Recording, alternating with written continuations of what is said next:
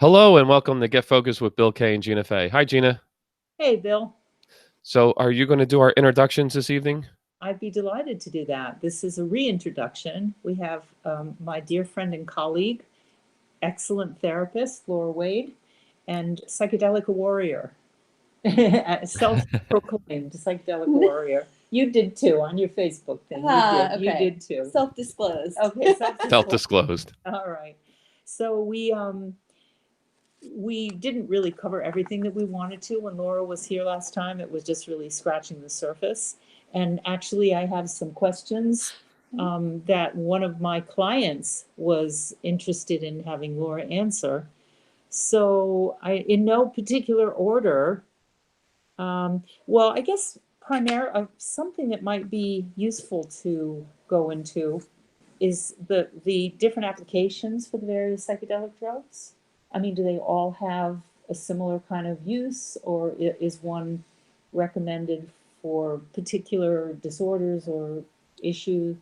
Yeah, so there are different ones that are being researched for different things. So the MDMA is really being researched for trauma. Mm-hmm. So PTSD diagnoses. Mm-hmm. More in Central America, there's a couple clinics that are using Ibogaine and another one for opioid addictions. Really? Yeah, Oh, and wow. that is being seen to be really beneficial. And Wow. I've had people tell me that they've had not as great experiences with it. I think it's really important to have a mindfulness practice and skills and tools built up before doing maybe some more of the more intense psychedelics. That you may remember some memories that you had pushed back for decades. And if there's not a skill or tool set or ongoing support to help you with that, You get very dysregulated. Yeah, it can make the abuse worse. That makes sense. Yeah, So that it's makes important sense. to have support beforehand and maybe build up some of that stuff prior. Get some tools under your belt. Mm-hmm. Yeah. It's like unlocking a box, right? That's filled with, box, yeah. you know, I always think of what was the toy that you and you wind it up and then it poo, you know, it pops open. Yeah, So it scares the living Jesus out of you. Oh, and yeah. ketamine right now is actually legal. So ketamine is being used for treatment-resistant depression. Now, is ketamine, my understanding is ketamine is, I thought anyway, that ketamine was used in the nasal spray form. So for treatment-resistant depression, you're more likely to get IV and it be a more intense experience. Though I do have some colleagues that are doing lozenges, and it only lasts 2 hours, so it's really beneficial for a therapy session. Like you could schedule a 2-hour therapy session, and it's not a 6 or 8 hour long journey. Wow. So would that? I mean, I'm guessing, since I do telemedicine, it would probably not be as recommended to work with somebody if they ingested ketamine and I was just here on the internet. It probably wouldn't be. I don't know. What are your thoughts? It depends. So there's usually a relationship between the prescribing doctor, the therapist, and the client.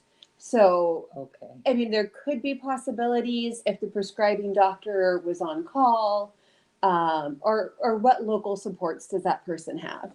But I think that's, it's a great ethical question. I'm not going to say yes or no, but just some things to consider. Yeah, right. Because I do have several.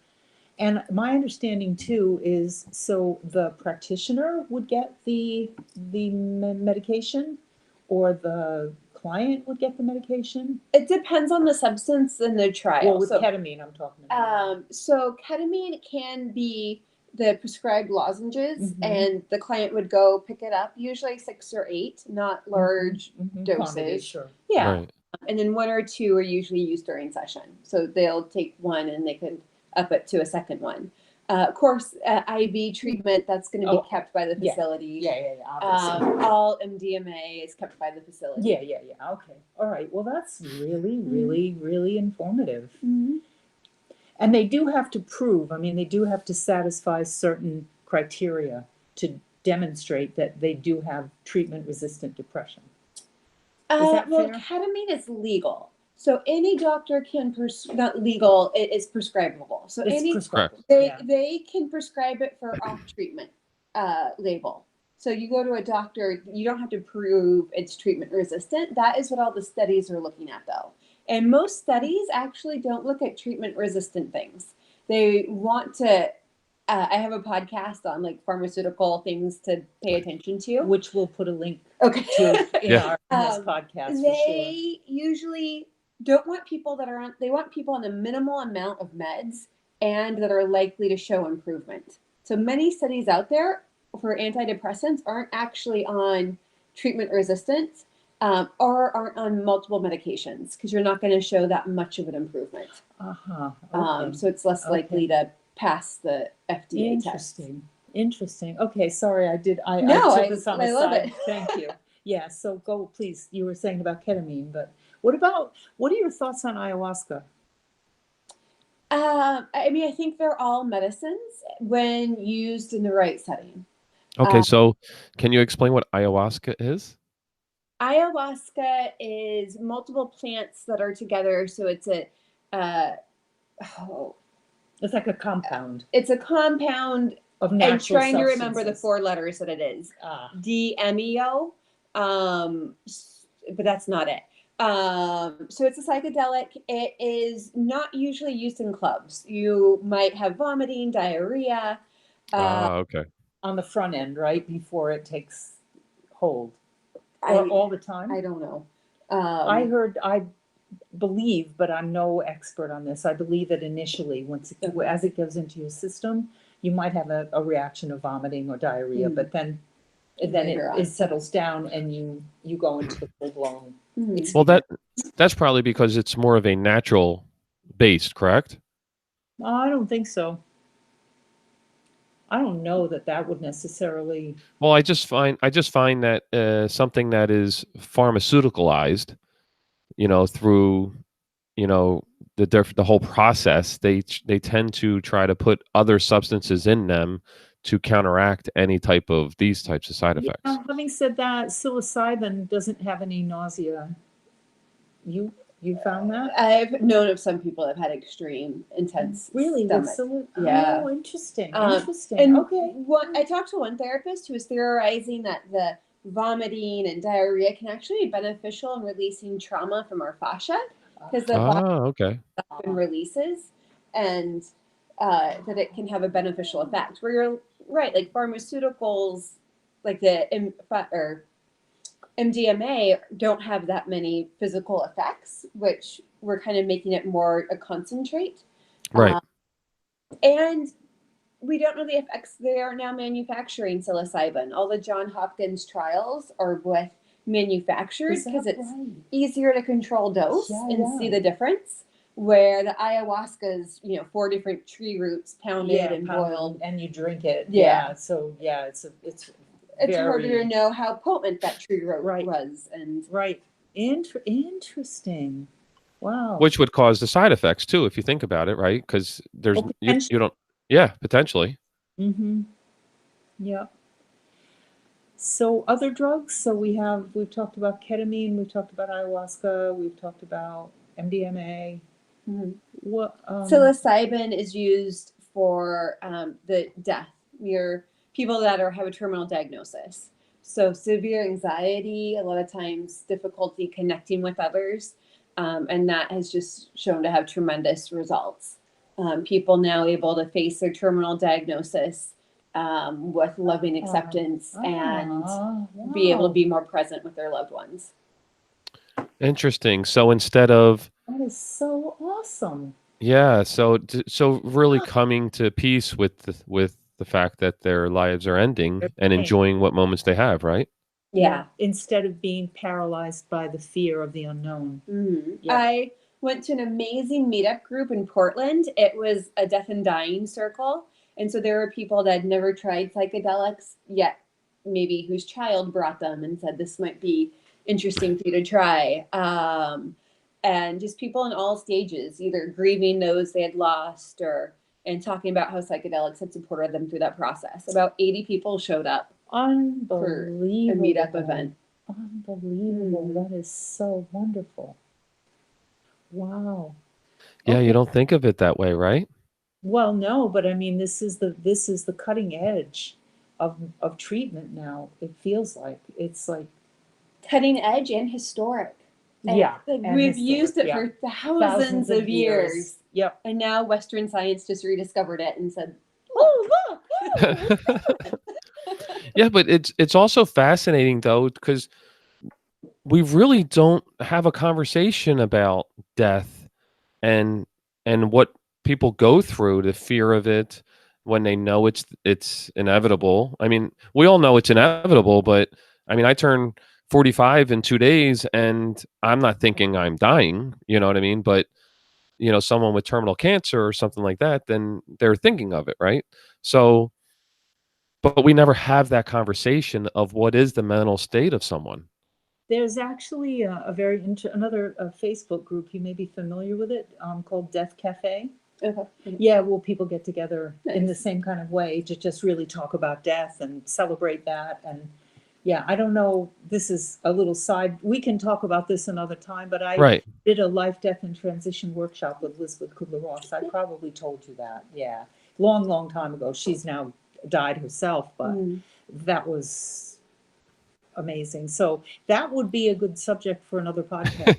Yeah, and I think it's so important to have discussions about death and Oh. dying. I've helped two of my family members. I was the main caregiver, and I really wish I knew some of the questions to ask my grandma when she was passing that I knew to ask my uncle. Like, how many pain meds do you want? Do you want to be more conscious when people visit you, or do you want to be out of pain? And, like, I wasn't able to know that from my grandmother. I didn't know to You didn't have know that to ask conversation. question. Yeah. Yeah. But that's fascinating. Psilocybin to help people go through the death process. Wow. I love that. And I think that one's phase 3 too now Oh, in John Hopkins. really? So it's getting really close to being Yeah. So allowed. MDMA is still phase 3, or it's Phase 3. Expanded access is going to be opening up, which means other clinicians can access it. You just there's more stringent guidelines. So MAPS is training therapists as we speak. Yeah. So the stringent guidelines, and that was another question that that my client asked. She was curious about what kind of environment. I mean, how would you control for the environment? That was something that you sent, and we can put a link to that too. But if you could talk about that a little bit, I guess it's different for every substance, right? Can I ask one quick question though? Because you touched on it. You No. said phase 3. Yes. Yeah. Right. So Good question. so Yeah. for someone like myself, I don't know what any of the phases are. Awesome. Thank you for asking. So I'm still learning too. Phase 3 is the last 3. And Before it becomes FDA approved, right? yeah, approved. before Oh, okay. the doctor can prescribe it. Phase 1, they're just testing on severe cases, and they don't have to do a control group. So they're just treating a small group of people. If there's results, they move to phase 2, which has a control group and an active group. And they compare the difference. And if that goes well, they do phase 3. MDMA got groundbreaking status by the FDA, which means it's substantially more effective than any other treatment out there. So was that the statistic that you gave us last time when you spoke to us, that 72% Yeah. of people, that was an FDA That was what the recognized, that's what MAPS was Showed. able to show. Yeah. And FDA was able to say it's Substantiate it. groundbreaking. We're going to offer expanded access. So before the trial's even done, we want this out there to the people because it's providing relief and benefit, which is rare for a FDA, government agency to be so to get that. Yeah. And we have a massive problem. So trauma is related to the opioid epidemic. Yes, of course it is. So they're wanting to get people relief, and I really admire them willing to recognize that and support it. Even in the face of the pharmaceutical industries. But presumably they'll be able to benefit from this too. I'm sure. Well, yeah, they're going to let them produce it. Yeah, exactly. No, but actually, no, it's not going to be, MDMA is not, my understanding is it's only going to be produced by MAPS, right? That's my understanding too. Yeah. And at least while the first 5-7 years. So can you tell Bill what MAPS is? MAPS is the Multidisciplinary Association of Psychedelic Sciences. Okay. And it was started in the 80s. I forgot the founder's name, but he was just completely passionate about getting it out there. So they do studies with multiple psychedelics, marijuana, and they're just really about the science of it, producing. And I so admire that. It's like some clinics out there, they don't do science on their work, but they're all about the research. So Fascinating. And so it won't be financially benefiting a particular pharmaceutical company, at least for the first 7 years. And MAPS is a nonprofit. Nonprofit, that's what so that's groundbreaking as well. That's encouraging in a very, rather discouraging time. Yeah. So let's see. She also wanted to know how. Well, I interrupted. Please. Well, yeah. I mean, we're talking about controlled environment. That's right. Yes. And I did have an interesting conversation with someone last week about how their environment maybe wasn't controlled enough. So the MAPS trial has 2 sitters for everyone. Right. So 2 therapists, right? 2 therapists, or at least one in training and one licensed. Because the MDMA lasts for 6 to 8 hours. 6 hours, 6, yeah. And it can be common, like to experience euphoria, normal behavior, what you do in front of other people. Like you might feel more sexual or different urges coming up that are closer to the surface. So having an environment that you trust and is controlled is very important, because as a client, you may have these urges that you wouldn't have normally. And it's so important to have a clinician who can support you through that. And that you feel safe with. Yeah. That's not going to judge you. Which is why I want this to be legalized, because right now when it's underground, there's no governing agencies. Yeah. So no protections for people taking the substances. No place to file a complaint against. And people in all fields misuse their power. Yeah. They do. Lawyers, doctors, police. And it is, we all need to be aware of how to keep ourselves safe. Yeah. So interview the person, go slow, have sessions with them don't jump in. Before you ingest any substance whatsoever. Have several sessions getting to know the person. Yeah. It's always better to go slow. How do they work physiologically? Can you speak to that? How regarding spirituality? No, or physiologically in the brain. What is how does it work? Do you know? I mean, it's a complicated subject, I know. It is, and I didn't prep for this. Don't worry about it. So some of the theories is that it interrupts the default mode network. So that is more like the highways in our brain that are well traveled. Oh, so the neurotransmitters that are already established. Or the neural pathways. Okay. Like it could be, I see my mother, I get nervous. That's like conditioned. Yeah. Children have very little default mode network. Like they're learning everything for the first time. So they're open and there's nothing set in stone yet in the way in action or cause and response. Okay. So psychedelics are seen to just kind of erase the default mode network, which for substance abuse can be amazing. Like, I'm stressed, I have a beer. Like that's has always been. That's how I do it. That's connection. How I deal with stress. Yeah. And they might see 1,000 other possibilities of maybe the stress isn't even stressful. Who knows? So it kind of erases that. For people that have a loose default mode network, like I kind of mentioned before, schizophrenics, then it's not really recommended. So for people that are too rigid, whether it's anxiety, depression, substance abuse, it can be very beneficial. So it's for people who are very frightened and rigid. Rigidity I often associate with fear. And Right, people with a lot of walls. Yeah. The perceived need to protect themselves with that rigidity. That's what the rigidity does. Yeah. And also physiologically, it's going to prevent people from going into fight or flight. So they're able to recall the trauma while staying regulated enough to process without the need to shut down and dissociate or Huh. So does it actually, so if people are triggered when they're on, whatever medication it is, presumably then the medication prevents the dump of adrenaline or cortisol that might I mean, I'm create not that fight or flight response, possibly.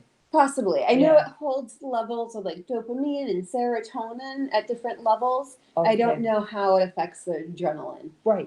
Well, if it but must, possibly. if it helps people not go into that fight or flight Mhm. response, then I Or would guess Yeah. Or they have enough serotonin and dopamine in their to system. They overcome that. Yeah. Yeah. Wow. Wow. And I mean, people do have very intense experiences on it. Mm-hmm. So it still allows for intensity. Mm-hmm. Yeah. It's great stuff. It's so interesting. So reintegration. She was wondering about reintegration So- after the fact. And that is wonderful. MAPS actually has a list of therapists that offers integration services. So if you decide to do a journey on your own, you can call one of these therapists and say, I want support making meaning of it. Say if you did remember trauma that happened to you when you were younger, having support and making meaning from that. Mm-hmm. So you might want to see a reintegration therapist before you decide to go on your journey and several times afterwards. Mm-hmm. Mm-hmm. And that's a resource that's easily accessible on Mhm. MAPS. Mm-hmm. Mm-hmm. So we need to put the link to MAPS as well Mhm. on the Yeah, pod. so I'm making notes of Yeah.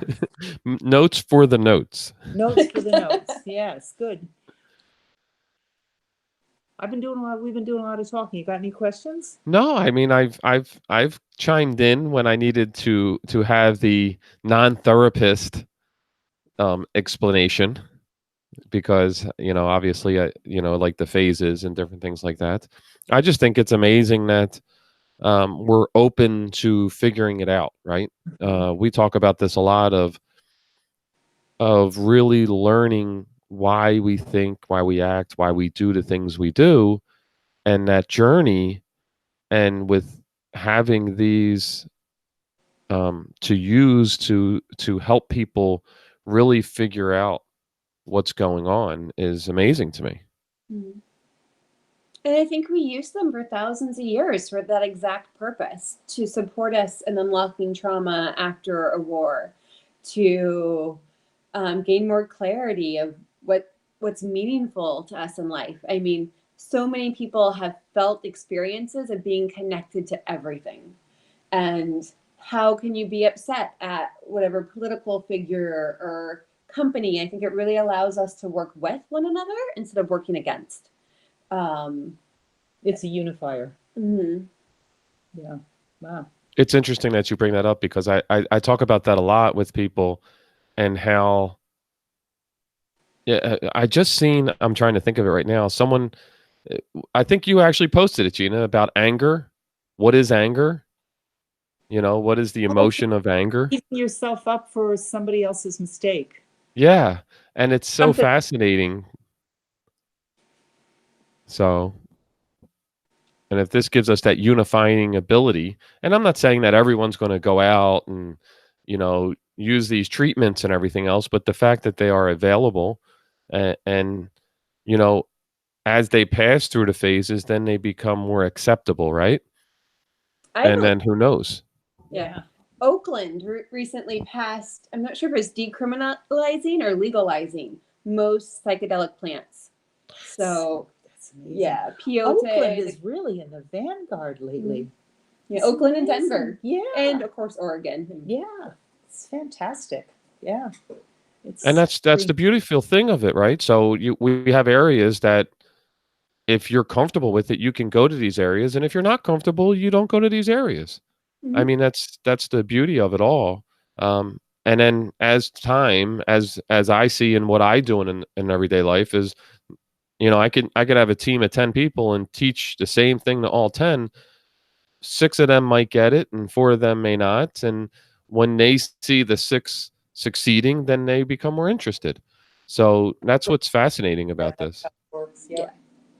Yep. And I think we're planting seeds with everything. So the 4 that don't get it, who knows when that seed will emerge? Yep. Or they'll see the 6 people do well and want to dive in. Yep. Yep. Yeah, absolutely. Or or as Gina always says, it just wasn't their time yet.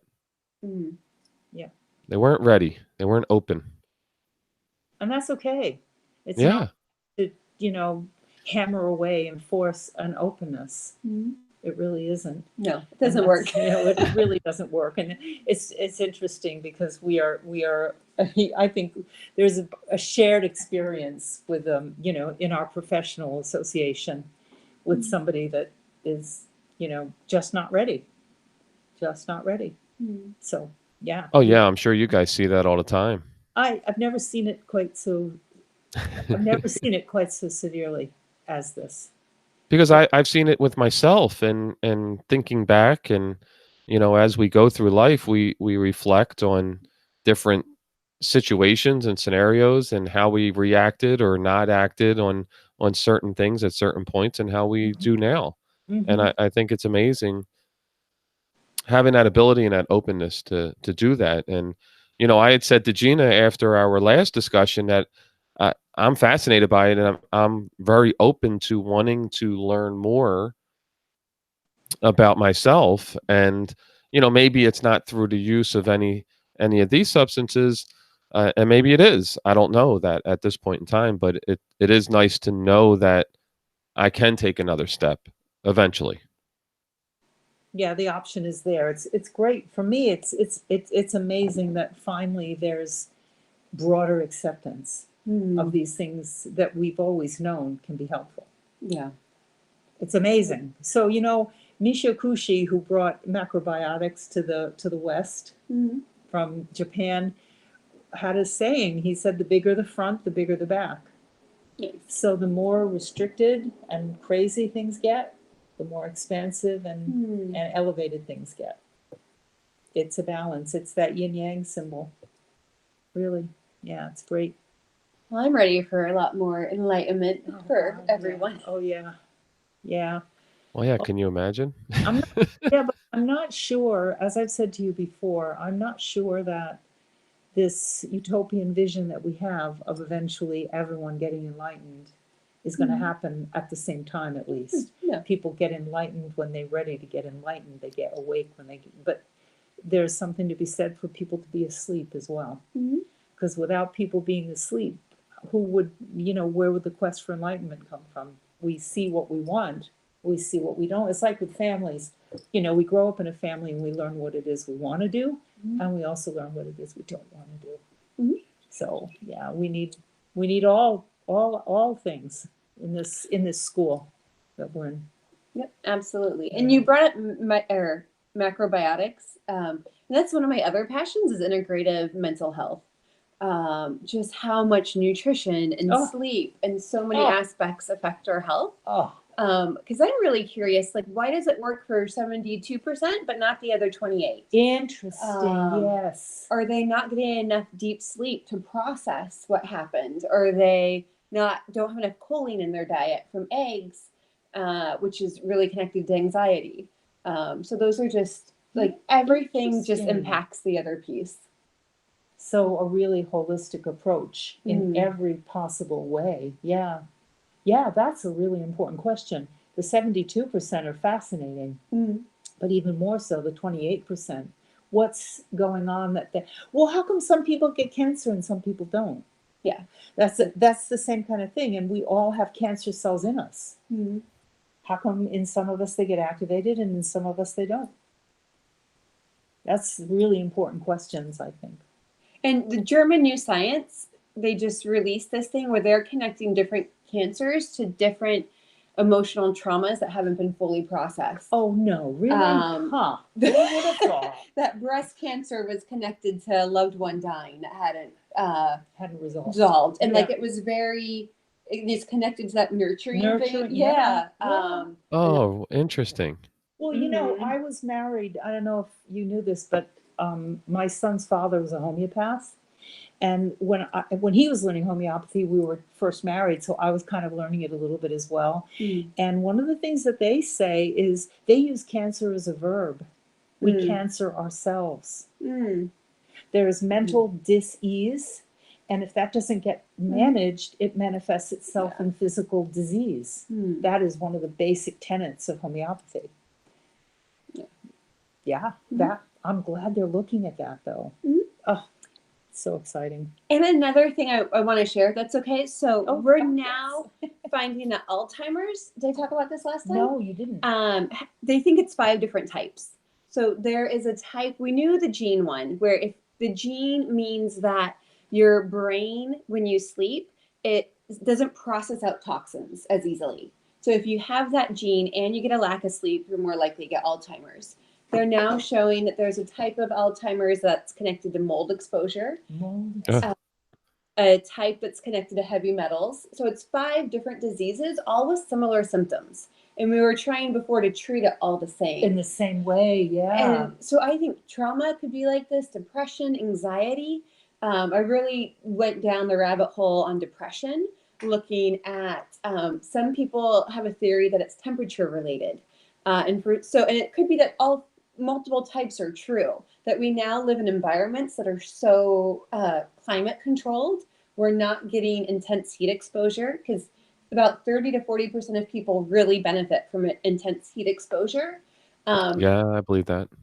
And what happened is they usually have a low grade fever, but are cooler to the touch. But when they have heat exposure during a 6-week trial, it resets their body temperature lower.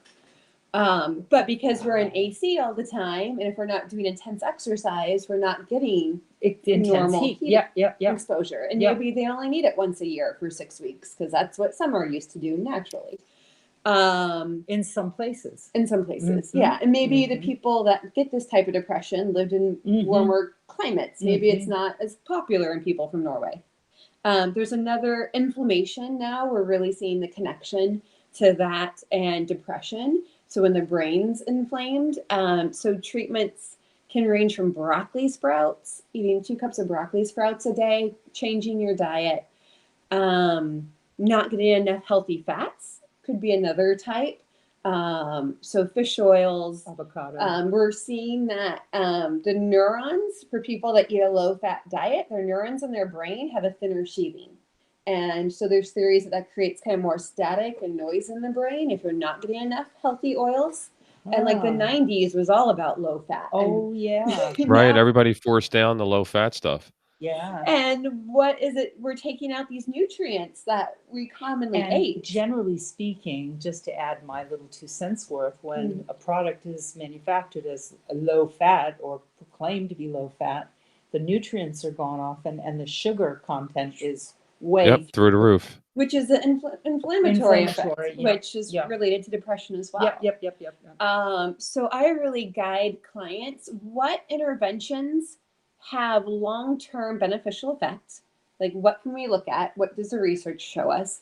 What is likely to not have negative effects? Pharmaceuticals do help some people, yet there are a lot of long-term negative effects as well. Can be, yep. So just be conscious of that. And what can you easily implement into your lifestyle? So maybe you're not going to do high intensity workout. Maybe the depression's too severe, but can you sit in a hot bathtub? It only needs to be 104 degrees for 40 minutes. You probably need to add some more hot water. Warm it up. Yeah. So let's try the easily attainable interventions with minimal negative consequences first, and always grow out from there. Always. I mean, there's so much about less now as I'm sitting here learning, but in my experience, there has been such a tendency to try to crack a walnut with a sledgehammer. Yeah. And it just doesn't make it's so primitive. It's so lacking in finesse. Yeah. The least intrusive thing first. And then, like, I use Bach flower remedies a lot with my clients. So let's try that before we get a referral to, get antidepressants. Yeah, absolutely. I mean, it might not work, but if it works, yay. Yes. Or if going for a walk 15 minutes a day.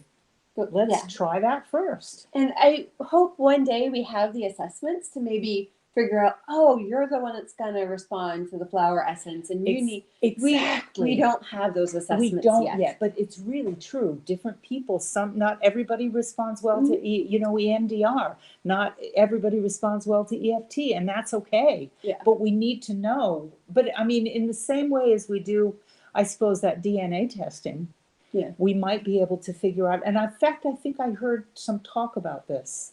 That there is something afoot to be able to discern what is going to be most helpful for which particular kind of person, which is, it's exciting. That's wonderful. Yeah, that's great. What I want people to take away, like if intervention doesn't work, it has nothing to do with you. Maybe it's an intervention for a different type of depression. Absolutely. So there is hope. Keep on trying the different means. Don't get discouraged. Yeah. But I think that's something very difficult for people, though, right? It's sort of like I see this with people trying to lose weight, right? So they try this diet or they try this type of exercise, and they don't see a result quickly. So it just doesn't work for me. I've tried everything. So how do you overcome that part of it, though? Well, the dieting, this is another area that I love. I mean, good question, for Bill. decades, we did eat less, move more, and we told people the studies tracking women for a decade showed that the women who followed an eat less, move more diet gained weight over a decade. So I think a lot of our understanding of that science was off. We looked at what you're eating and how much, but not when. And not, are we incorporating windows of fasting and different approaches? So yeah, I do hear that people have tried so many things, but there's still hope and there's new science. And I think it's so important to know that all of our findings, it's so important to question them 5 years later. Like, I love asking people, like, what did you believe 5 years ago that you no longer believe now? Like, our dietary recommendations for the US finally changed. Yep. And so for decades, we were telling people to eat a high carb diet, which is, they're going to fail on it.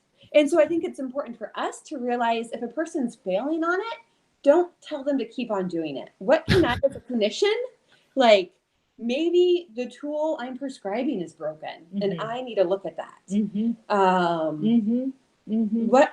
Yeah. So that, it just kind of, it puts me in mind of, I talk to parents quite a lot, and,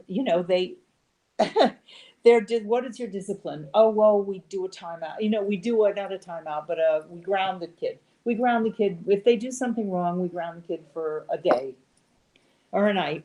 So, well, what happens if they keep doing it? Well, we ground them for 5 days.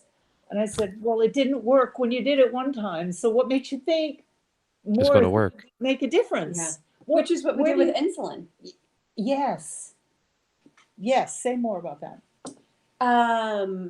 That we thought this is where we got our types confused. Type 1 diabetes and type 2 diabetes. Type 1 insulin is extremely effective. We thought type 2 diabetes was very similar because the glucose wasn't going into the fat cells. For people with type 1 diabetes, they don't have enough insulin. They're very thin. It's okay to give them insulin to have glucose go into the fat cells. Yeah. For someone who's overweight, we thought, oh, they need more insulin, so the glucose goes in the fat. No, we needed to eliminate the glucose, lower the glucose, because their fat cells were already filled. They were engorged. Yeah.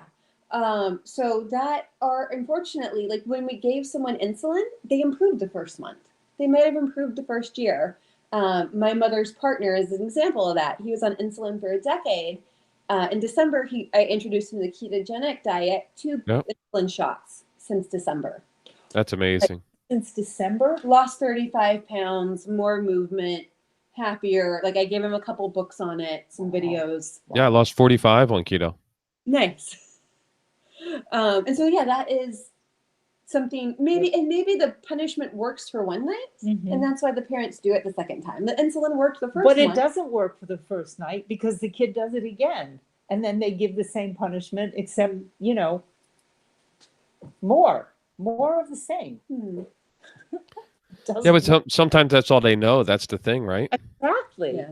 Well, exactly. And that's kind of brings me to what JF was one time talking about in one of his groups, talking about, because, yeah, JF in the center, and that's Right. but, talking about the guy who would hit his child before they asked him to wash the dishes. Well, of course I hit my child. Well, why? Well, because I need them to wash the dishes. Well, did it ever cross your mind that maybe you didn't have to hit them first? Well, no, because that's what his father always did to him. Yeah. So that's how you did it. And so it's important to question our traditions. So and much. question what we So think we know. much. So much. I'm full of stories. I'm full of other things too, but I won't go there. But I might have told you the story, Bill, but it's worth saying in terms of questioning tradition. Young couple gets married. He is absolutely entranced with everything she does. So she's preparing dinner one night and he's watching, and she takes the ham out of the wrapping, cuts one end off, cuts the other end off, and puts it in the pan. He said, honey, why'd you do that? She said, well, it's what my mom always did. Okay, next time he's with mother-in-law, he asks her that question. She kind of scratches her head and says, it's because that's what my mom always did. So at Christmas, they're all together, and he's on a hunt. He's got to figure this out now. And he asked her the same question, and she thinks, and she thinks, and she kind of smiles, and she said, oh, I know, because I didn't have a big enough pan for the ham. So for decades, we're throwing out this very useful ham. Exactly. Because it's what my mom did. It's what my dad what we did. What my uncle did. It's what... Which is what we need our laws to have sunsets. We need all. I like that. All these laws that were great, like the TB. I mean, for the medical system, like in the 80s, TB, which is a bacteria that lives in the lungs, was very prominent. But these laws were passed. Healthcare providers all over the U.S. We spend $1.4 million for each, or no, 1.7 for each case of TB that we find. And it's just, TB is so much lower, but the laws haven't changed yet. The current recommendation is only people in high risk environments. So Gina and I have to go get annual TB testing done, and we're in a low risk environment. We have to get it done in order to be volunteers at our kids' school. Okay. Yeah. So there you go, right? So we're spending 1.7 million to find one case. But please, I'm going to drop into politics, but only temporarily. We are having a military show of force. Oh yeah, I know. And which is going to cost us billions of dollars. It's okay. California raised their gas taxes to pay for it. Good. Well, yeah, I'm really happy to be paying for that. I'm really, really happy. Our gas went up 6 cents just because of taxes. One more question. Have you heard, I hope that I'm wrong, I saw it on Facebook and I didn't fact check it, but I don't know how much I trust Snopes anyway. Just saying. I heard that there's going to be mandatory vaccinations for everyone across the board by 2020. I haven't followed that. Have you heard anything like that? Vaccinations? You mean just the normal vaccinations? Well, what is a normal vaccination? Well, no, what I mean by is the ones that they want children to get in order to be able to go to school. Well, I'm thinking they're going to want flu. I'm thinking they're going to want HPV. I'm thinking they're going to, and this article, and I just kind of skimmed it. So I regret that I don't have any more information, but it kind of made me take a step back. It said that even the infirm, even the elderly, even the vulnerable, if you're not vaccinated, you don't get your Social Security checks. No, I don't think so. I mean, I was talking to a friend about that today, and what I said to her was, what that's going to do is it's going to create a whole black market of false vaccine certifications. Because I mean, it's preposterous. An idea. I watched a political show, and I would love it if there are any people that want to run for office out there that would wear a webcam. Oh yeah, right. And really see what happens behind the closed doors. Yeah, even when, like, I was thinking, like, oh, I should run for office, and I'm okay wearing a webcam like 14 hours a day. I don't care. When I log on to my banking account, you can see it. There's not much there. But like to just have this transparency, and I couldn't find any politicians that are doing that. I bet AOC would do that. No, I guarantee she wouldn't. She wouldn't? No, she uses it to her advantage. She posts. She controls what she posts. She's the last one that would do it. Really? Yeah, I guarantee. Did you see in the detentions, the detention centers, her posts about what she discovered there? People were being told to She didn't even go inside though. She did go inside. No, she was outside. Everything was from the outside the facility. I guess. I know. Well, here it's like I tell my children. You know, I don't. If you go and see the things at the detention centers and everything else, because we can go visit them, we're not far from any of them. If we want to go visit them and see them, then we can go visit them and see them. Yeah. I'm not going to take a politician's word either side. Okay, but the deal is that you have to make an appointment to go and visit them. No, I understand that. I understand. So they're on their best behavior when they're there, when visitors are there. Right, which also makes you realize that wouldn't they do that when they know that someone as polarizing as her is going to be there? Yeah. So her being Bill, and that was one of the, and she wasn't alone. There was a whole contingent of people. I understand. And that was her point. She said, if this is what's going on when we're here, they're ostensibly on their best behavior, what is going on when they're not? We can go a whole nother hour with this. I know we can. because we have two different points of view on this one. I take it you don't care for AOC. No, I don't care for any of them, to be honest with you. There isn't one of them that tells the truth, is there? I don't know. Exactly. We don't. That's the problem. So what do we do in 2020? Let Donald Trump get elected again? Well, what's the other option? Oh, you think that's a good option? Well, I don't know what the options are right now. Well, it's still too many years away. What do we do? And I also live in a world where here I can sum it up real simple, right? Everybody complains about the country we live in right now, right? How long has he been in office? No, it's not of his doing. That's my point. So why do we focus so much on one position, and we don't focus on the senators? No. I completely agree. We should have the conversation about the senators and not the president, because the president doesn't have all that. It's proven. How many things has he tried to do that are out of this world I've seen, and they don't get approved? Yeah. Right. He's again, like we were talking about before we started recording, he is the face of this country. And he's a buffoon. He's an utter buffoon. He's not the face of me, though. No, well, you're an American. Okay. You travel to another country, people are going to be... I served my country in Korea when I had to stand there and see on the headlines of a newspaper that my president was getting a BJ under his desk. So if we want to talk about how embarrassing it is that our leaders lead us, you're absolutely right. I'm in uniform, and my commander-in-chief was admittedly having sexual relations, right? Right. But he was one of our greatest presidents in most people's eyes, right? No, I know. So I understand, but I had to stand there then, and I stand here now. I can only speak for me. It's true enough. I know what I am. That's true. So it seems like we're coming. Anything more you wanted to add? You don't want to chime in on this? You kidding me? Oh, Paul, the most political I am is just trying to be very conscious about where I spend my dollars. So yeah, I agree with you there 100%. Wanting to support local, and just I want people to enjoy their jobs. Like even when I drive by like massive factories, it's just like, oh, do people like making the bread there? But like if I can, when I can afford it, like I want to support the local baker. Absolutely. Yeah, absolutely. And I just think that what actions can I take today that make an impact?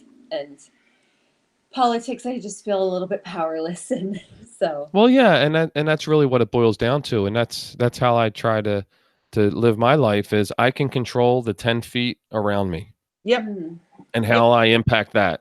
Yep. And if I impact that in the way that I want to impact it, maybe they'll turn around and spread some of it, and then maybe the nucleus grows bigger, right? Ripple So if I effect. could hug everyone around me and pass love and openness, then that's what I'm going to do. And it doesn't matter who sits in a seat somewhere that doesn't, I'll never meet them. Yeah.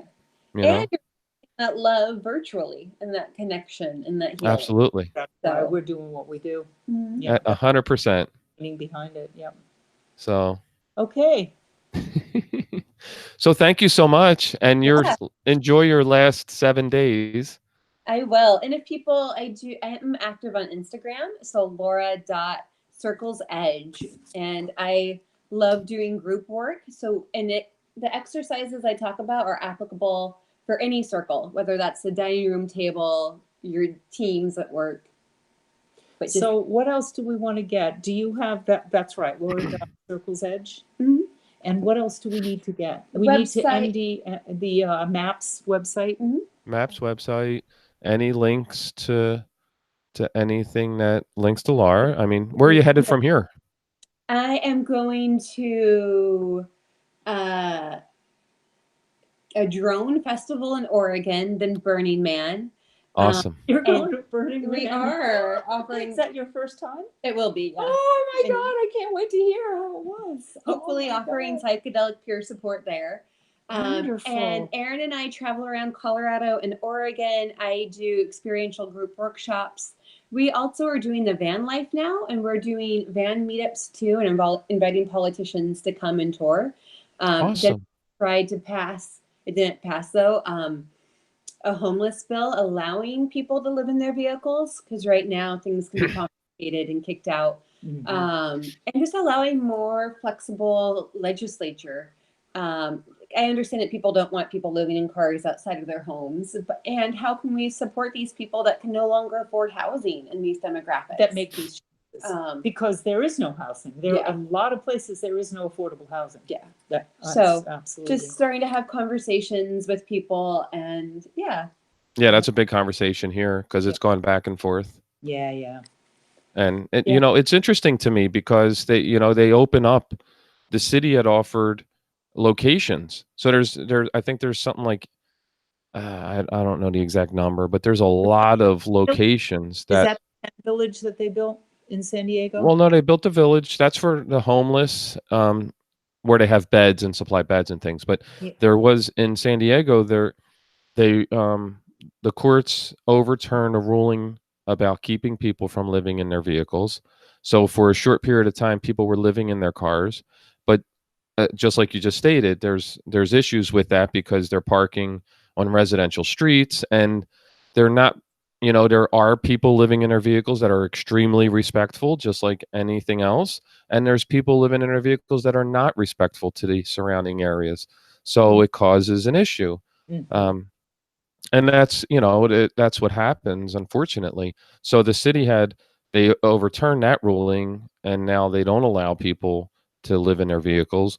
But there was a lot of people talking about, we have these locations that are just these empty parking lots. Yeah. That why can't we open them up? If you can't afford housing, but you live in your vehicle and you want to be in San Diego, then you park there, right? So Yeah. I don't know. We're all doing the best we can. Yeah. Well, that's what I mean. Everybody's trying to figure it out, right? Mm-hmm. And I think hearts are in a lot of good places. Yeah, and some people, might not be informed, and it's just about supporting each other and learning and growing and educating. Mm-hmm. I think education is the key, right? Because just like you said, not being informed is such a major factor. Yep. And I hope you can get some politicians to come along with you, because I think that's important. Yeah. Mm-hmm. So. Well, awesome! I so appreciated seeing you both again. And your we loved having you. Okay. What did you forget? Oh, I just remembered Laura's podcast that we want to put in the notes. Yes, we have the link to her podcast. Yeah. So we'll get this together, you know, and then I'll get that to you when I do the, you know, when you send me the. Yeah, absolutely. And listen, Excellent. Laura, in your travels, we would love to check in with you from time to time and Yeah. hear about Burning Man and Oh, yeah, the that'd be different experiences. Cool. Yeah, Would that'd you be do great. that? Yeah, totally. Oh, yay. Yay. All right. It's a done deal. Okay. Good. That That means I get to stay in touch with Laura. Yeah. Good. Awesome. Really want that. All right. Awesome, Bill. Well, thank you. Thank Bye, you. Bill. Bye.